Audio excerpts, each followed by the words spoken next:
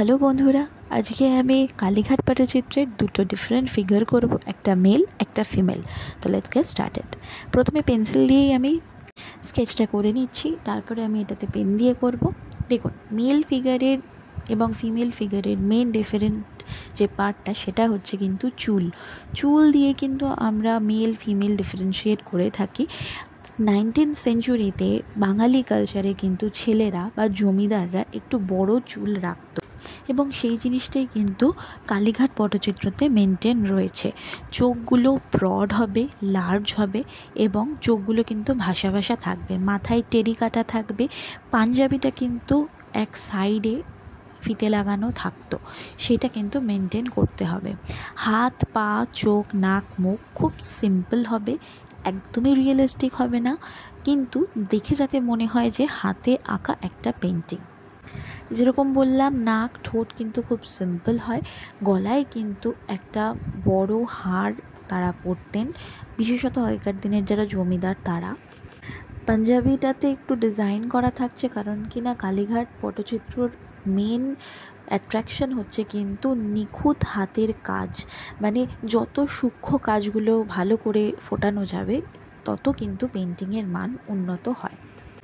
এবারে আমি পেন দিয়ে করছি একটু যাতে ভালো মতন আপনারা বুঝতে পারেন। একটা গোঁফ কিন্তু জমিদারদের থাকতই, সেটা কিন্তু একটা সম্মানের প্রতীক। এখনকার দিনের যা পাঞ্জাবি তা কিন্তু আগেকার দিনে ফতুয়া ছিল। ফতুয়া এবং ধুতি পরিহিত জমিদাররাই কিন্তু আগেকার দিনে বেশি দেখা যেত। ধুতির কুচিটা কিন্তু খুব ঘন থাকবে এবং ছেলেদের ক্ষেত্রে ধুতিতে কিন্তু খুব সূক্ষ্ম সূক্ষ্ম লাইন দিয়ে কালীঘাট পটচিত্রটাকে ফুটিয়ে তোলা হতো। লাইন যত সূক্ষ্ম হবে, যত ঘন হবে, পটচিত্রর মান কিন্তু তত বেশি উন্নত হবে। জমিদাররা কিন্তু আগেকার দিনে কুচি দিয়ে ধুতি পরতেন এবং একটা কুচি হাতে ধরে রাখতেন, সেটাই এখানে মেনটেন করার চেষ্টা করেছি। চুলগুলোতেও একটু ডিটেলিংস আমি করে দিচ্ছি, কারণ কি না শুধুমাত্র স্কেচিংয়ের মাধ্যমে বোঝাচ্ছি বলে আমি পেন দিয়েই ডিটেলিংস করছি। একটা মাছ হাতে ধরে আছে, বাঙালিদের হাতে মাছ থাকবে না সেটা তো হয় না। বাঙালিয়ানার প্রতীকই হচ্ছে মাছ, এবং আগেকার দিনের বড়লোক জমিদাররা বা একটু অভিজাত ফ্যামিলি থেকে যারা বিলং করতো তারা কিন্তু গোটা মাছ কিনে নিয়ে যেত বাড়িতে এইভাবে। তো মেল ফিগার কমপ্লিট, এবারে ফিমেলের দিকে মুভ করা যাক। আমি এর আগে শর্টসগুলোতে অসংখ্য ফিমেল ফিগার এঁকেছি, সুতরাং ফিমেল ফিগার আমার মনে হয় না আলাদা করে কিছু ডেসক্রাইব করার আছে। তা সত্ত্বেও মুখের এই জায়গাটা সেম থাকবে, চুলের এই জায়গাটা কিন্তু আলাদা হবে, মাথার টেরিটা কিন্তু মেয়েদের মাঝখানে থাকবে এবং ছেলেদের কিন্তু সাইডে থাকবে। এখানে টেরি অর্থাৎ সিথি।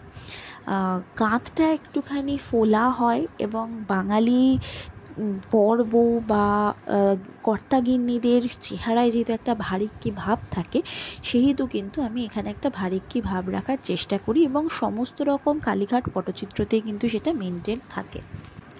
আগেকার দিনের মহিলারা বিভিন্ন রকমভাবে শাড়ি পরতেন, তার মধ্যে 8 পৌরে শাড়িটা কিন্তু খুব বিখ্যাত একটা স্টাইল।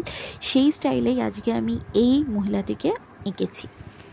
8 পৌরে স্টাইলের শাড়িতে কিন্তু কুচি থাকতো না, বিভিন্ন পাট পাট করে কাপড়টাকে পরানো হতো, কিন্তু কুচি থাকতো না। আঁচলটাকে বডির পেছন দিয়ে একটা আলাদাভাবেই আনা হতো যাতে ঘোমটার একটা পাল্লা বেরিয়ে আসে। তখনকার দিনে কিন্তু ব্লাউজ বা জ্যাকেট মেয়েরা পরতো না, শাড়িটাকেই কিন্তু সুন্দর করে তারা র্যাপ করে একদম আঁটোসাঁটোভাবে পরতো।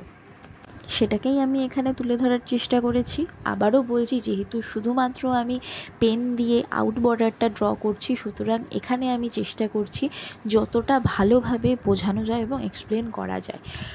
ঘোমটাটা অনেকটা লম্বা থাকতো, কানে দুল বা মাথার ফুল আলাদাভাবে বোঝানোর জন্য এখানে আমি পেন দিয়েই জিনিসটাকে ড্র করেছি, কিন্তু ফাইনাল কালার যখন আমি করেছি তখন আপনারা দেখবেন যে আলাদা করে সাদা দিয়েই করা হয়েছে। এই গয়নাগুলো বা এই ডিটেলিংসগুলো কিন্তু সাদা কালার দিয়েই করা হয়, মানে কন্ট্রাস্ট কালারের মধ্যে রাখা হয়। যদি বেসটা থাকে সাদা বা লাইট কালার তাহলে গয়নাগুলো হবে একটু ডার্ক শেডের, এবং যদি বেসটা থাকে ডার্ক শেডের তাহলে গয়নাগুলো কিন্তু হয় সাদা রঙের বা অন্যান্য কোনো হালকা কালারের। জমিদার গিন্নিরা কিন্তু যথেষ্ট পরিমাণে গয়না পরে থাকতেন এবং ভারী ভারী গয়না পরে থাকতেন, সেটা বোঝানোর জন্য কিন্তু গয়নার ঘনত্বটা অনেকটা বাড়িয়ে আঁকা হতো, কারণ কি না আগেই বললাম সূক্ষ্ম কাজের ওপরে কিন্তু ডিপেন্ড করতো কালীঘাট পটচিত্র। হাতে বাজুবন্দ, মানতাসা, এবং আগেকার দিনের মানতাসা কিন্তু এখনকার দিনের মতন সরু থাকতো না।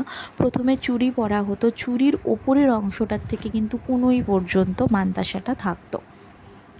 গলার হার কিন্তু খুব সূক্ষ্ম এবং ঘনভাবে আঁকা হতো। আমি বারবার বলছি, কালীঘাট পটচিত্রতে কিন্তু সূক্ষ্মতাটা খুব মেনটেন করতে হয়। যত পেন্টিংয়ের গয়নাগাটি লাইন্সগুলো ফাইন হবে এবং ঘন হবে, তত কিন্তু পেন্টিংয়ের মান উচ্চ থেকে উচ্চতম হয়ে যাবে।